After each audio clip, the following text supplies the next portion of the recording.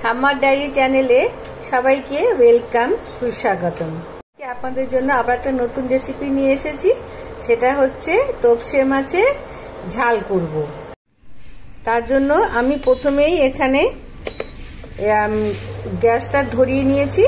এবার তার মধ্যে আমি 3টে টমেটো আর 2টো শুকনো লঙ্কা দিয়ে দিয়েছি সেদ্ধ করার জন্য। এই ঝালের পরিমাণটা আপনারা আপনাদের মাছ অনুযায়ী নেবেন। এটা সেদ্ধ হয়ে যায়, তারপরে আসছি কি করে কি করছি। দেখুন টমেটোগুলো সুন্দর সেদ্ধ হয়ে গেছে, লঙ্কাগুলো সেদ্ধ হয়ে গেছে। এবার আমি টমেটোগুলোর খোসা ছাড়িয়ে নিয়ে ব্লেন্ডারে ব্লেন্ড করে নিচ্ছি। সেদ্ধ করা টমেটোগুলোর খোসা ছাড়িয়ে ঠান্ডা করে ব্লেন্ডারে দিয়ে দিচ্ছি। একসঙ্গে এগুলো সমস্ত ব্লেন্ড করে নেব। এই সেদ্ধ করা টমেটো আর শুকনো লঙ্কা। কড়াইয়ে তেলটা ভালো মতনই গরম হয়ে গেছে।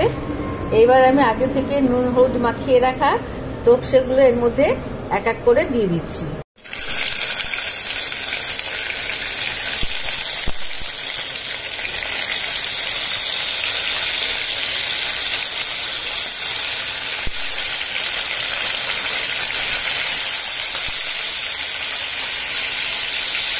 তোপসেগুলো আমি এখন খুব ভালো করে ভেজে নিচ্ছি। প্রথমে ভাজা হয়ে গেছে।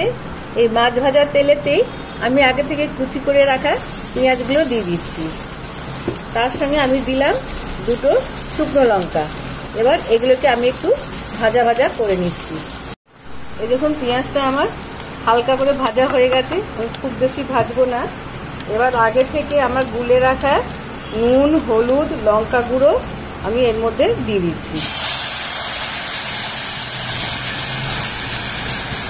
নুন ঝালটা আপনারা যে যেমন খান সেই রকমই দেবেন। এর মধ্যে আমি টমেটো আর শুকনো লঙ্কা যে সেদ্ধ করেছিলাম সেটা ঠান্ডা করে মিক্সিতে ব্লেন্ড করে নিয়েছিলাম, সেটাকেই আমি এর মধ্যে দিয়ে দিলাম। এবার আমি এটাকে খুব ভালো করে কষাবো। আমি এর মধ্যে অল্প পরিমাণ চিনি দিয়ে দিলাম। ভালোভাবে কষানো হয়ে গেছে। এবার আমি এর মধ্যে পরিমাণ মতো জল দিয়ে দেবো।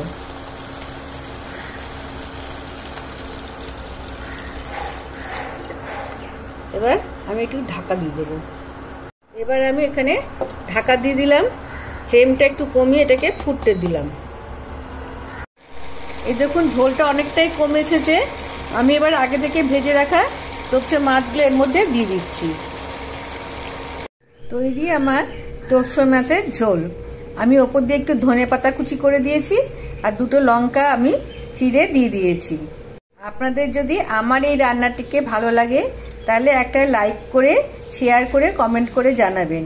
আপনাদের একটা লাইক আমার কাছে অনেক বেশি মহত্ব, কারণ একটা লাইক আমাকে মোটিভেট করে আপনাদের সঙ্গে এরকম আরো সুন্দর সুন্দর রান্না রেসিপি শেয়ার করার জন্য। আর যদি একটু বেশি ভালো লেগে থাকে তাহলে সাবস্ক্রাইব করে পাশে রাখা বেল আইকনটিকে প্রেস করে দেবেন। তাহলে আমি যখনই কোনো রকম রান্না আনবো সবার আগে আপনার কাছে নোটিফিকেশনটি চলে যাবে। দেখা হচ্ছে আবার অন্য নতুন কোনো রেসিপির সঙ্গে। ততক্ষণ আপনারা ভালো থাকুন, সুস্থ থাকুন। টাটা।